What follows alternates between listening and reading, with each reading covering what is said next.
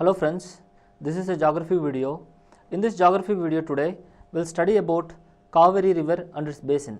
There are many approaches to study geography. One approach to study geography is to take an event, to take an aspect, say for example this Cauvery river, and study just the factual aspects of the Cauvery river.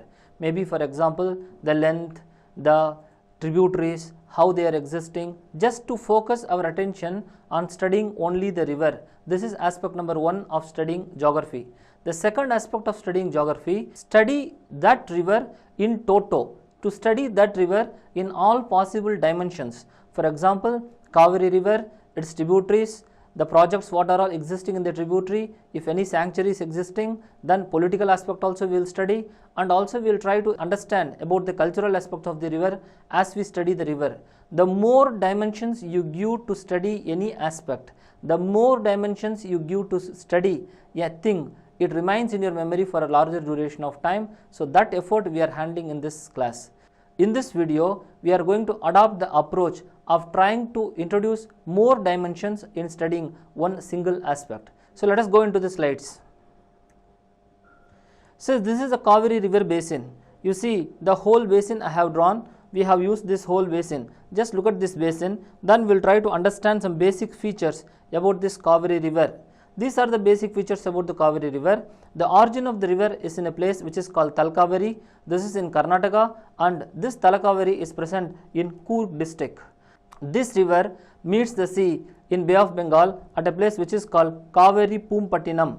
Please note in this slide there is a Coorg coffee which I had added as an additional point, because Coorg district we are using here, that is a place where Cauvery river origins. Coorg is associated with coffee, so just note this also. And also similarly, Coorg had applied for Coorg coffee as a GI tag in the year 2018. And the length of the river is 800 kilometers. This Cauvery river is considered as the Ganges of South. Cauvery basin covers 3 states and 1 union territory. The Cauvery river covers the 3 states which include Kerala, Karnataka, Tamil Nadu and the union territory of Pondicherry. This river basin has a forest cover of approximately 19%. The major crops which are cultivated in the basin happens to be paddy, sugarcane, ragi, jowar, etc. And this river basin is currently, modern days it is used for ecotourism activities also. So let us try to see the tributaries of this river Cauvery, and just I will mention these tributaries, we will speak a bit elaborately in the subsequent slides. So this is a tributary which is called Arkavati, which is the left bank tributary of Cauvery. Then we have Simsha, then we have Hemavati, then we have Kabini, and we have Bhavani, we have Noyal, Amravati, etc. These are the tributaries of Cauvery. Now when we see the tributary, these tributaries can be classified into left bank tributary, right bank tributary. How we have to understand whether a tributary is left bank or right bank is you have to travel with the direction in which the river is flowing. So when you flow along with the river, whatever tributary joins the river is considered to be the left, if it is in the left side, if it is joining, and any other tributary which is coming and joining in the right hand side is considered to be the right bank tributary. So let us understand the tributaries. So one tributary is Hemavati, which is left bank tributary. This is the largest of the tributary. Just one more additional point about this Hemavati river, and that is Hassan city is located in the banks of Hemavati river. The other tributary is Simsha. Simsha joins Cauvery river in a place which is called Sivasamudra, and there is another tributary which is called Arkavati. This Arkavati flows through Bangalore.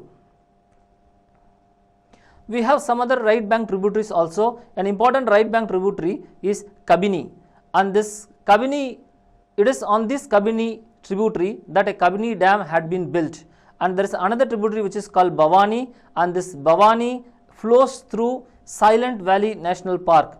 And we have another tributary which is called Noyal. This river had come in newspaper very recently because of the increased number of pollution. This river is flowing in Tirupur. And we have another river which is called Amravati, which also is a right bank tributary. Next we will try to understand, we will try to study the cities which are located on the banks of river Cauvery. While studying the cities, we will try to understand the features of the cities, personalities associated with the cities, so that we remember a lot of data associated with the river Cauvery. These are the cities which we will be studying in short. Srirangapatnam, Mysore, Mandya, Mettur, Erode, Karur, Tiruchi, Tanjavur, Kumbakonam, Puhar. These are some of the cities we will be trying to understand. Let's go one by one. So Srirangapatnam is the first major city, an important city which is located on the bank of river Cauvery. You must know Srirangapatnam is an historical city. This city happens to be the capital of Hyder Ali and Tipu Sultan. When Hyder Ali and Tipu Sultan ruled, they made Srirangapatnam as a capital. And in Srirangapatnam today what exists is the fort. All the features, the picture we have given, it is all existing in Srirangapatnam. Also remember that in the year 1799 in Srirangapatnam, the 4th Anglo-Mysore War was fought. In this 4th Anglo-Mysore War, the Britishers defeated Mysore and killed Tipu Sultan, and finally they annexed the whole of Mysore and they created a small state of Mysore and they made that as a principality. Next, also remember that near Srirangapatnam we have a bird sanctuary which is called Ranganthittu bird sanctuary. This Ranganthittu bird sanctuary is referred as Pakshi Kashi, that means it is Kasi for the birds. And in this bird sanctuary, a very important personality, Salim Ali, he had come here in this bird sanctuary and studied certain details, and during those times he had recommended those rulers who are ruling Mysore, who happens to be Odayar rulers, and told that these birds has to be preserved and this place has to be preserved. So in this bird sanctuary we have some important birds which come here annually, which is painted storks, flying fox, and marsh crocodiles also are found in this bird sanctuary. Also this site is very important for migratory birds. Let's go to the next city which is called Mysore. We all know Mysore happens to be the capital of the Mysore dynasty or the Mysore state during the time of the British, and this Mysore had been ruled by Odayar rulers or the dynasty which is called Odayar. And you must know historically this Mysore became a separate state, a semi-independent, later an independent state after the disintegration of Vijayanagar Empire in the year 1565.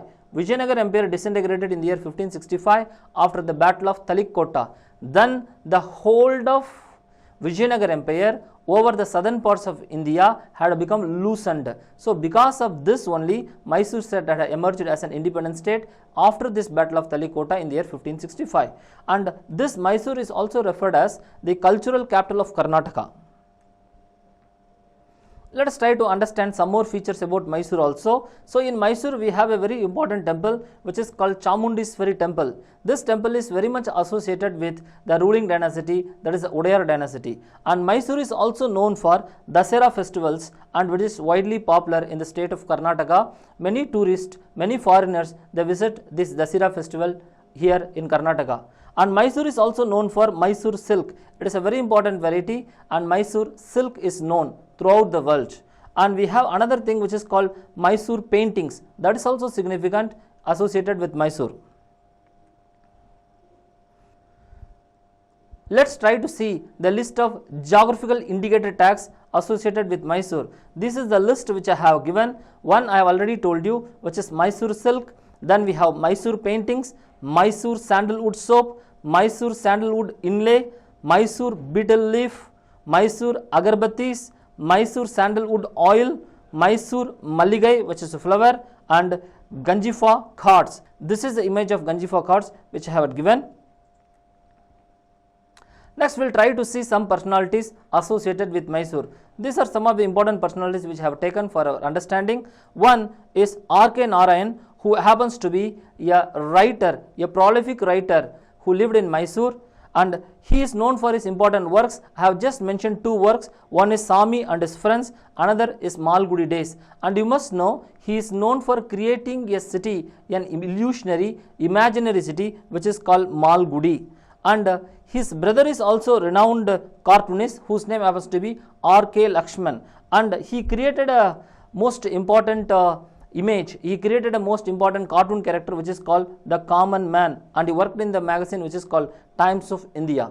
Similarly, all would be knowing an important personality who is called N.R. Narayana Murthy and is the founder of Infosys. Next we will travel to Erode along with the river, and Erode is referred as a turmeric city. Erode is located in Tamil Nadu. It is a turmeric city, and also know that this Erode is associated with the birth of E.V. Ra, and who is E.V. Ramasamy. E.V. Ramasamy had been fondly referred in Tamil Nadu as Periyar and is the father of Dravidian ideology. So you please know that Erode is associated with him.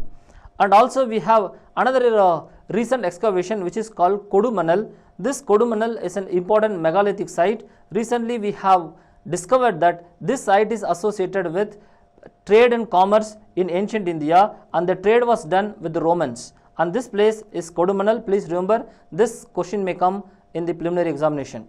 Also, Erode has got a GI tag for Bhavani Jamakalam. Bhavani is just a city located near Erode. So Bhavani is known for this Jamakalam. So it is a GI tag. Next we will move on to Karur, a place. Karur is located on the banks of river Amravati, and it was a capital of Chera kingdom in the ancient India. And Karur has been known from a very long time until very recently for homemade textiles. Karur had been referred as a textile territory even in the ancient India also. Now this is known for home textiles. Karur is also known for paper mill. Tamil Nadu Newsprints and Paper Limited is situated in Karur. Karur also is recently witnessing a problem which is called depletion of the river bed due to excessive sand mining. So the Cauvery river bed had been depleted because of mining mafia, and sand had been mined here without government regulations, and this has become a huge problem in the recent times. And again, so we have seen important cities like Mysore we have covered, then we have seen on the banks of river Cauvery, we have seen Erode also, we have seen Srirangapatnam just north of Mysore we have seen. Next we have seen Karur also. Now we will see Tiruchirappalli, Tanjavur and other places also we will see. Next we will see Srirangam. Srirangam is a riverine island which is located near Tiruchi. Srirangam is known for Vaishnavite sect.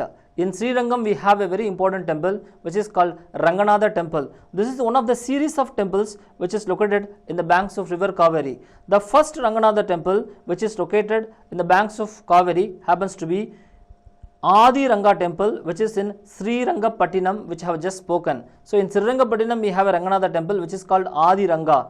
Next we have a Madhya Ranga which is present in Sivasamudra, a place which is called Sivasamudra. We have a temple which is called Madhya Ranga. Third we have Antya Ranga in Srirangam, which I am speaking currently. So this is the third of the series of temple which is located on the banks of river Cauvery. Next we will see Tiruchi. Tiruchi is also a very important center, and near Tiruchi there is a place which is called Urayur. This name Urayur is a prehistoric site, or it has been spoken in ancient India itself. Urayur is mentioned even in the Ashokan edicts. Urayur is mentioned in Satavahana inscriptions also. You must know Ashokan edicts, I am speaking about a period which is approximately around 300 BC, and Satavahana I am speaking 1st 2nd century AD.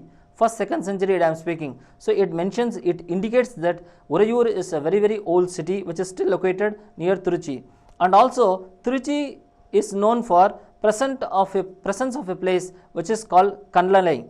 Kallanai is a embankment on this Cauvery river.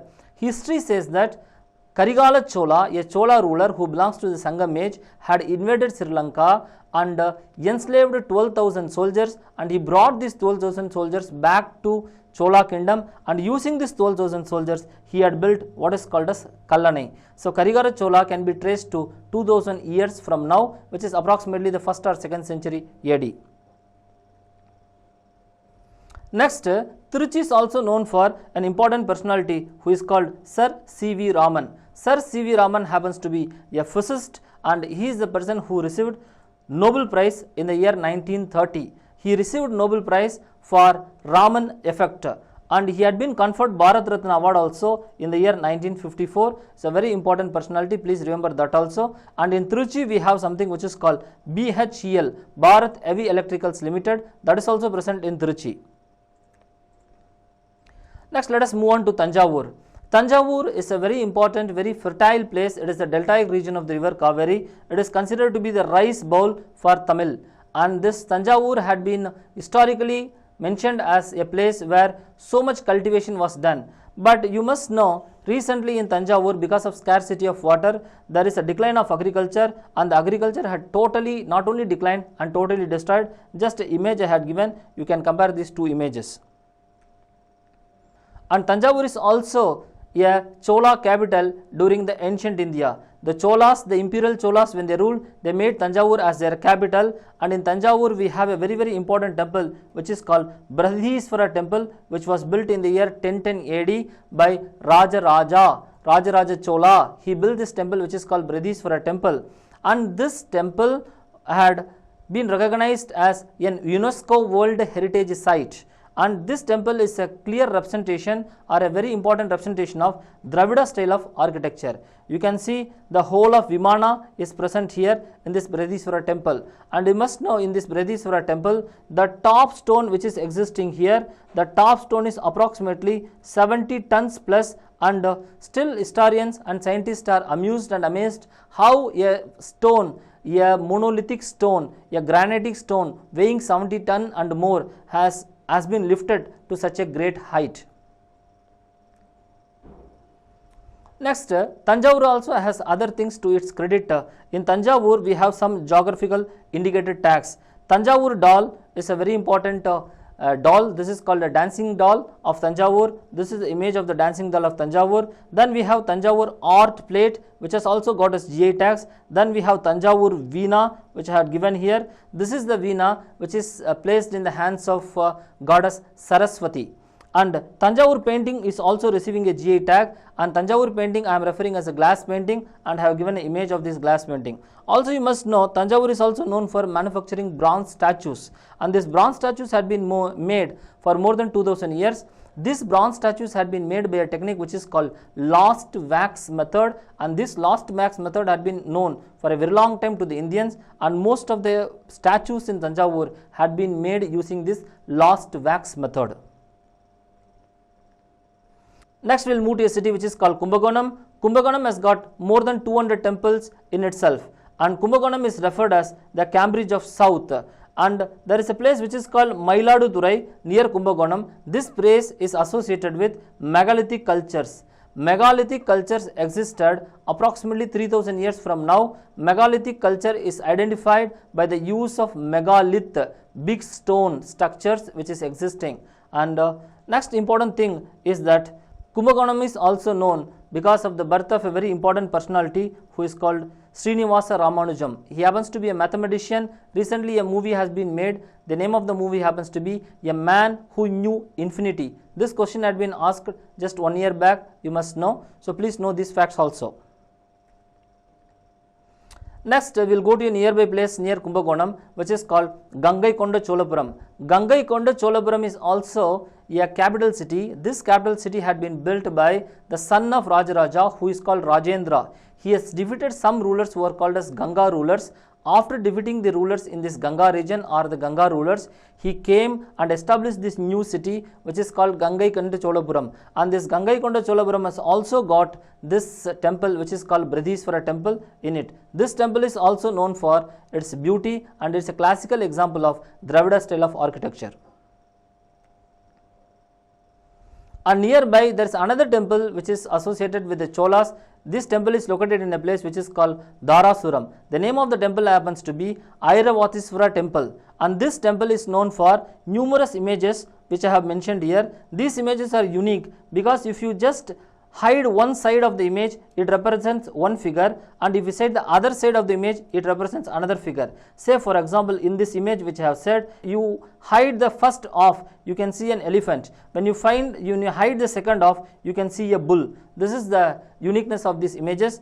Similarly, it applies to so many images which has been present here. Please you Google to know more about this place which is called Dharasuram Airavatisvara temple. Next we will see Pichavaram. Pichavaram is one of the largest mangrove forest in the world. Pichavaram is located close to Chidambaram.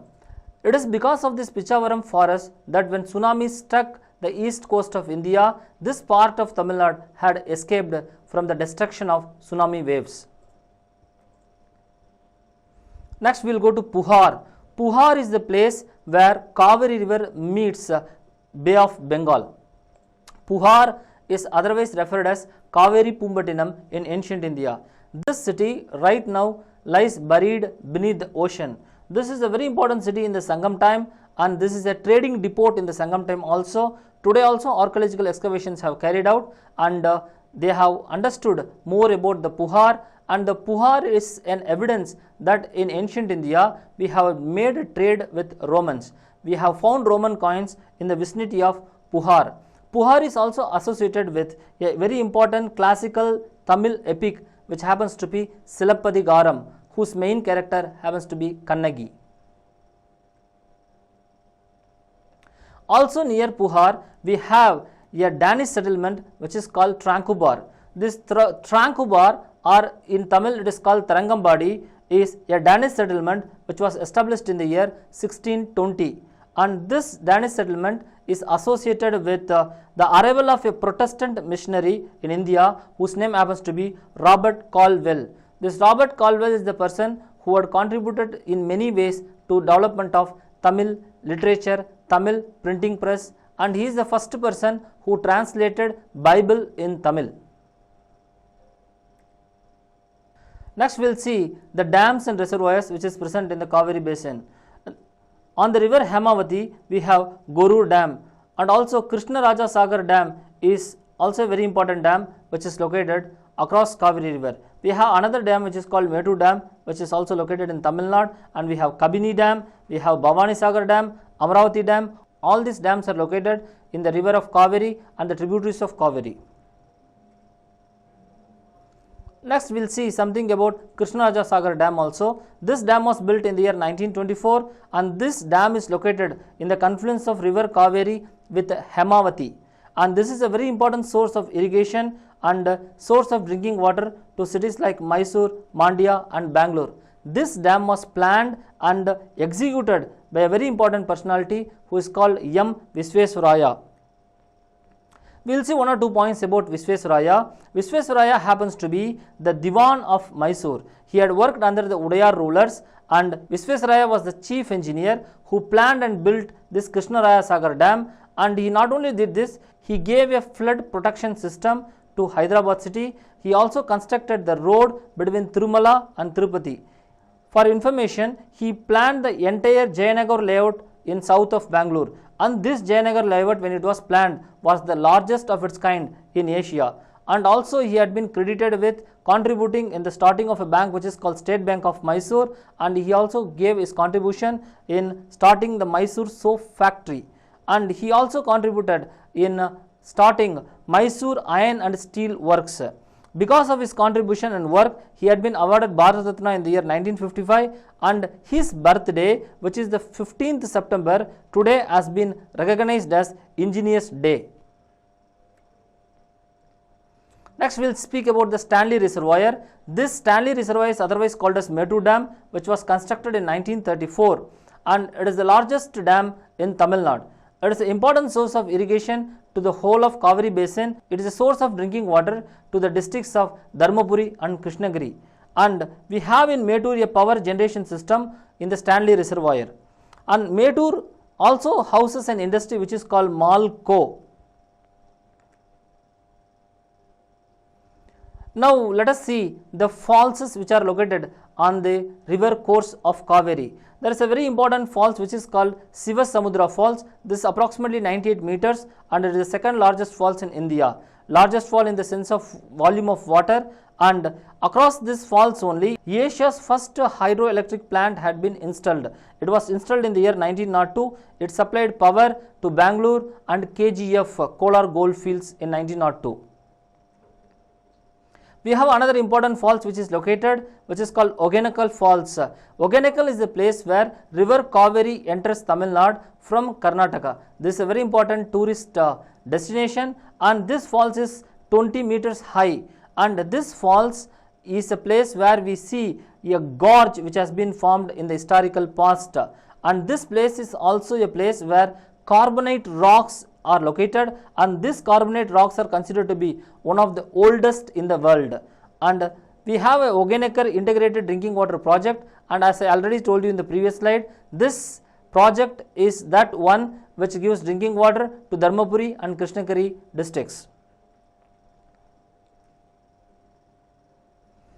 Let us see national parks and tiger reserves in the Cauvery river basin. We have Nagarhole National Park in Karnataka, Indira Gandhi National Park in Tamil Nadu, Silent Valley National Park adjoining Kerala and Tamil Nadu, and we also have Satyamangalam Tiger Reserve in Tamil Nadu and Adamalai Tiger Reserve in Tamil Nadu. See, the Satyamangalam Tiger Reserve is located in the tropical dry forest. This Satyamangalam Tiger Reserve is known for tiger, elephant and critically endangered Indian vulture. So please note this point, critically endangered Indian vulture which is present in Satyamangalam Tiger Reserve. Let's see the tribes who are present in the Cauvery Basin. One is Kodavas. They are located in the upper reaches of the Cauvery Basin and they are located in a place which is called Kodugu Hills. Then we have Jennu Kurumbas, then we have Irlas on the way, then we have Palayas. These are the tribes who are present in the river basin of Cauvery.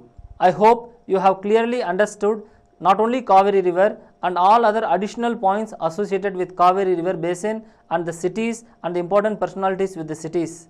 Please like and share our videos. Please give your comment so that it will encourage us to do more videos of this kind. Thank you.